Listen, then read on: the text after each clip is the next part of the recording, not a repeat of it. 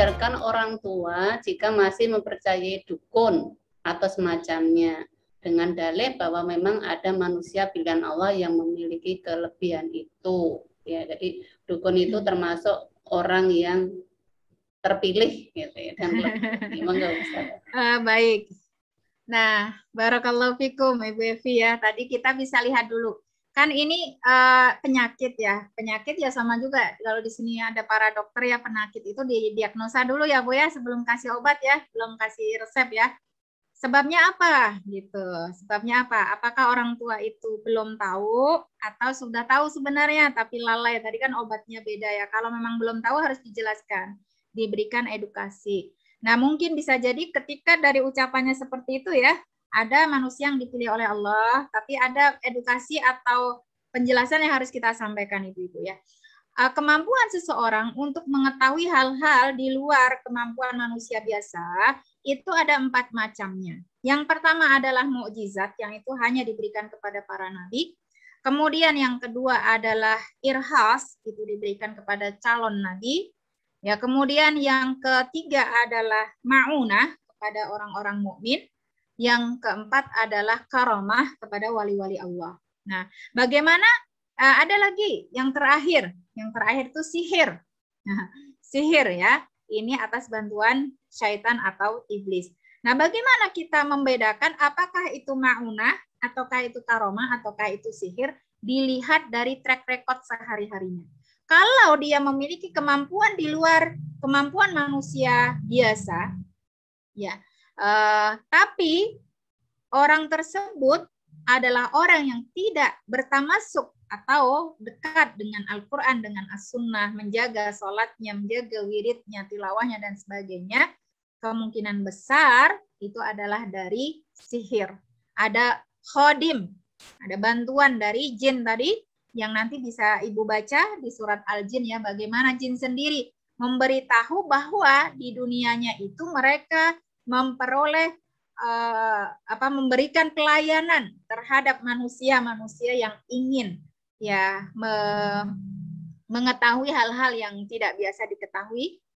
Itu banyak gitu ya, digabungkan juga dalam tafsir surat Al-Mulk ya, surat Al-Mulk ya, bagaimana salah satu fungsi bintang yang diciptakan oleh Allah itu selain daripada untuk petunjuk jalan, untuk penerang gitu, untuk penghias langit, salah satu fungsinya adalah untuk merajam syaitan dan iblis yang mereka memang ingin mencuri ya pendengaran atau informasi dari langit. Karena sebenarnya sebelum Rasulullah SAW itu diutus itu mereka itu punya akses untuk itu. Tapi setelah Rasulullah diutus itu tidak diberikan akses. Dan Lauhul Mahfud ya, tempat semua informasi ya di sana itu dijaga oleh para malaikat. Nah, ketika ada jin-jin yang akan mencuri informasi tersebut ya dirajam atau dilempar ya dengan bintang-bintang yang diciptakan oleh Allah Subhanahu wa taala. Maka ketika ada meteor jatuh atau bintang jatuh itu salah satunya adalah yang digunakan oleh Allah untuk melempari syaitan dan iblis yang mencuri informasi ya, yang mencuri informasi dari langit. Nah, seperti itu Bu ya.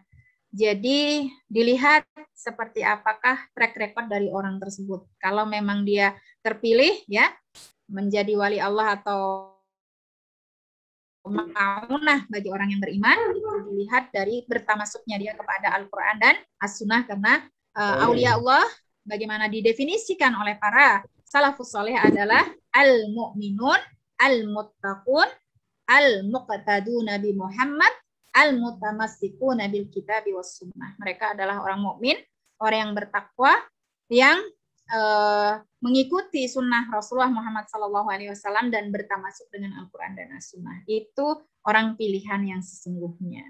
Jadi kalau tidak memenuhi sifat-sifat tadi berarti itu dari sihir ya, orang-orang yang punya khodim tadi. Allahu a'lam, barakallahu fikum Bu Evi. Saya kira mungkin sedikit nyambungin sedikit saja, udah habis nih selesai. Terus terkait ini loh, tadi ada orang soleh yang punya karomah. Lah ini kadang-kadang kita juga misalnya ke tempat orang-orang yang kita anggap soleh, misalnya minta apalah, minta apa gitu, misalnya kayak gitu tuh gimana nih Ustazah? Apakah itu juga Seperti apa itu? Baik. Baik Bu, Masya Allah ya. Meminta kepada manusia apa yang di luar kemampuannya ini tidak diperbolehkan dan ini termasuk syirik. Kalau misalnya minta jodoh, minta rizki, itu kan yang bisa memberikan hanya Allah ya. Jadi meminta itu kita tergantung yang kita minta itu dalam kemampuan manusia atau tidak dalam kemampuan manusia. Meskipun dalam kemampuan manusia pun memintanya kepada Allah ini dianjurkan dan lebih afdol. Kalau itu dalam kemampuan manusia diperbolehkan dan itu pun kita harus berhati-hati jangan sampai masuk ke dalam ranah-ranah yang manusia tidak berkuasa atasnya. Ya manusia pada umumnya begitu Bu ya. Jadi kalau misalnya datang kepada orang yang pintar dan apa yang paling tepat ya minta didoakan saja. Gitu, bukan minta dibuat dia lulus ujian atau apa, ini itu udah lain lagi gitu ya. Itu minta didoakan karena doa orang-orang yang solih sebagaimana kita mengambil dari surat Fatir ayat 10 itu ya bisa lebih cepat melesat sampai kepada Allah Subhanahu wa taala. Ilaihi yas'adul kalimut thayyib wal 'amalus shalihu yarfa'uh gitu ya. Jadi dengan amal soleh yang lebih banyak itu bisa lebih mengangkat ya doanya cepat sampai kepada Allah Subhanahu wa taala. Kalau kita ingin nih doa kita juga cepat melesat, ya udah perbanyak aja amal soleh sehingga kita tidak perlu bantuan didoakan oleh orang lain karena Islam itu berbeda dengan agama lain. Artinya kita bisa berdoa langsung kepada Allah dimanapun tanpa harus menggunakan wasilah ya. Maka bertawasul, wah ini nanti pembahasannya panjang ya. Bertawasul itu macam-macam ibu-ibu. Ada yang boleh, ada yang haram, ada yang wajib. Ya. Tawasul itu ngetes nggak? Tawasul itu menjadikan sesuatu sebagai wasilah. Apakah terkabulnya harapan dan doa kita. Nah, yang wajib adalah bertawasul dengan amal soleh kita yang tadi ya dari surat Fatir ayat 10 ya. Kalau kita ingin misalnya doa kita mustajab, ya misalnya puasalah, banyak sedekahlah, dan sebagainya. Itu perbanyak amal soleh ya.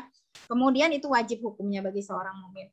Yang kedua, tawasul yang boleh. Tadi kan yang wajib, yang boleh ya. Misalnya kita minta didoakan orang-orang yang soleh. Minta didoakan, bukan berdoa kepada orang soleh, apalagi mayatnya gitu ya. Minta didoakan, itu boleh. Ya, boleh itu ya boleh kita lakukan, tidak dilakukan ya tidak apa-apa. Yang ketiga itu haram. Haram itu kalau kita meminta kepada orang, ya itu sudah masuk syirik gitu ya. Seperti tadi, minta rizki, minta jodoh, minta dilancarkan usahanya, dan sebagainya. Apalagi kalau orangnya sudah meninggal dunia. Dan ini juga pernah dicontohkan di masa Rasulullah ya, ketika mereka mengalami paceklik, datang kepada Rasulullah, minta didoakan kepada Allah agar diturunkan hujan. Nah itu boleh. Ya. Kemudian ketika Rasulullah wafat, mereka tidak mengunjungi kuburan atau makam Rasulullah, tapi yang dikunjungi siapa? Al-Abbas, paman beliau. Nah, juga bukan mintanya kepada Al-Abbas, hanya minta tolong kepada Al-Abbas karena termasuk kerabat Rasulullah, termasuk ashabikunal awalun, dan termasuk orang yang solih, agar mendoakan mereka supaya turun hujan. Seperti itu Bu. Ya, wallahu a'lam, barakallahu fiikum.